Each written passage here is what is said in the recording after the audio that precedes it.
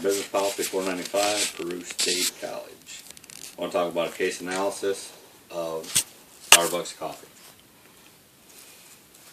The original founder, Howard Schultz, his original strategic vision was to convert Starbucks into a company with the emphasize that placed an emphasis on great value on its employees.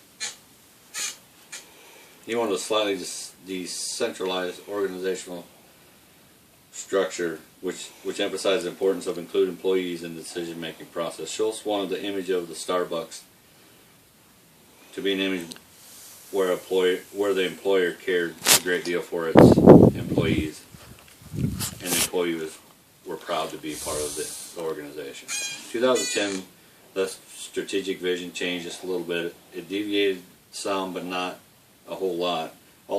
The main part of the change was it had to be evolved in order to meet the business needs of the company and the changing buyer demand of its company. Starbucks also wanted to enter into new market niches and also enter into new international markets with developing countries. The strategic vision that Mr. Schultz had with the employees being a major part of the company would never change. The strategic vision was always accommodated to reflect changes in business needs and the goals and objectives of the company. The vision will continue to grow to allow Starbucks to compete competitively in the coffee industry. Starbucks would also love to have their customers' experiences differentiated from their competitors. Most businesses realize that their strategic visions have to evolve as time goes on. Mr. Schultz has done a great job doing that and has allowed Starbucks to remain viable. The competitive approach that Starbucks used was the focused differentiation strategy. Two main parts of this strategy was they were committed to serving a niche better than their rivals.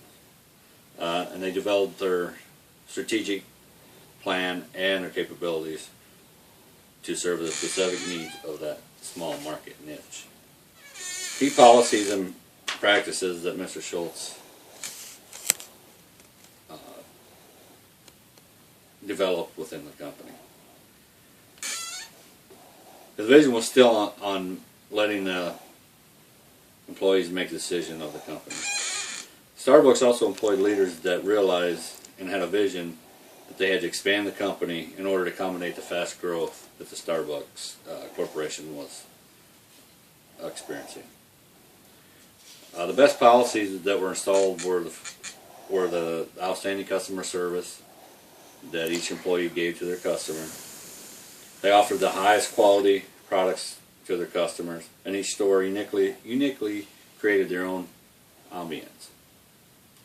Finally, employees were trained through an extensive training program in a specialized range of programs like an educational coffee training program.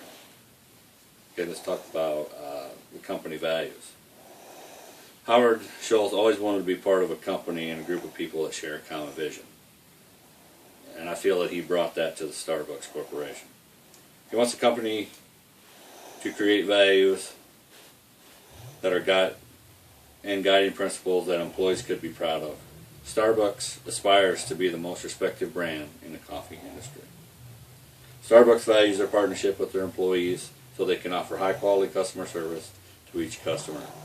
All of these values are implemented while offering happiness, stability, and growth to Starbucks shareholders. To this date, Starbucks remains a company with soul. And their social responsibility area of their company has 4 parts. Source ethically and sustainably, creates opportunities, they lead in green retail, and they encourage service and citizenship. Our services is linked, Starbucks' service is linked to the success of farmers who supply and grow products.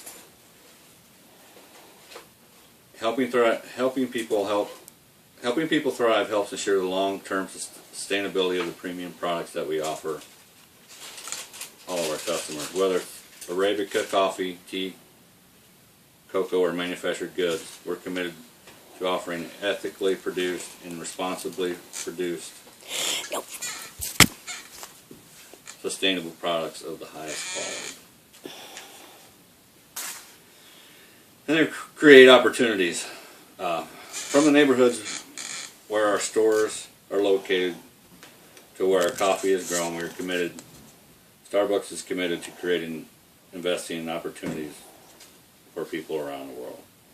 They bring people together, helping provide education and employment opportunities, and making a difference in people's lives. It's all part of being a good neighbor and a sustainable company. Starbucks, even as a public traded company, has always believed that we can balance profitability and social conscience. Okay, and Starbucks is a leader in the green retail. They have LEED certified stores. They practice water and energy conservation. They help the farmers that are affected by climate change and how it affects their farms and growing their product. And they practice recycling and help reduce waste. To encourage service and citizenship. Starbucks is involved in many communities Starbucks is involved in many communities in which it serves customers. There are many volunteer projects that Starbucks runs, so join your neighbors and volunteer with Starbucks. I believe Starbucks not only talks the talk, they walk the walk. And now for the financial performances recently. Since 2014, their operating income has increased 17%.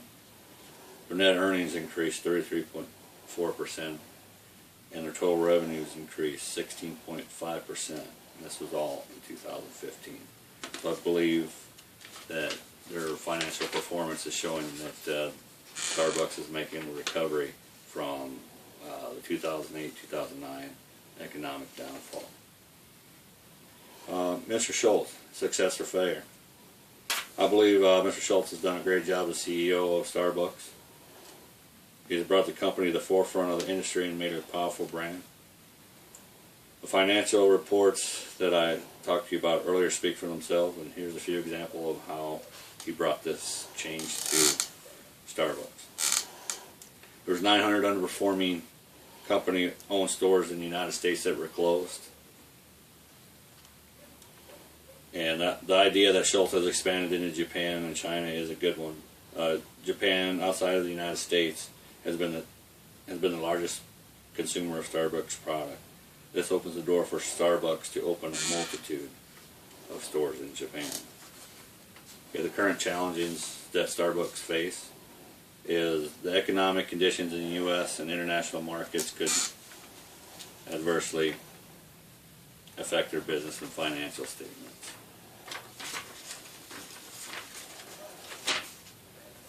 Starbucks' success depends greatly on the value of other brands, and failure to preserve their value could have a negative impact on their financial results.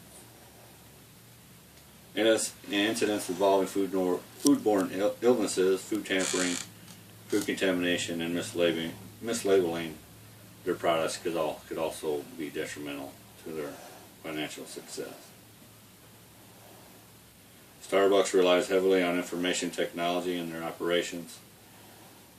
Any material failure, inadequacy, or interruption, or security failure of that technology could harm the ability to effectively operate their business.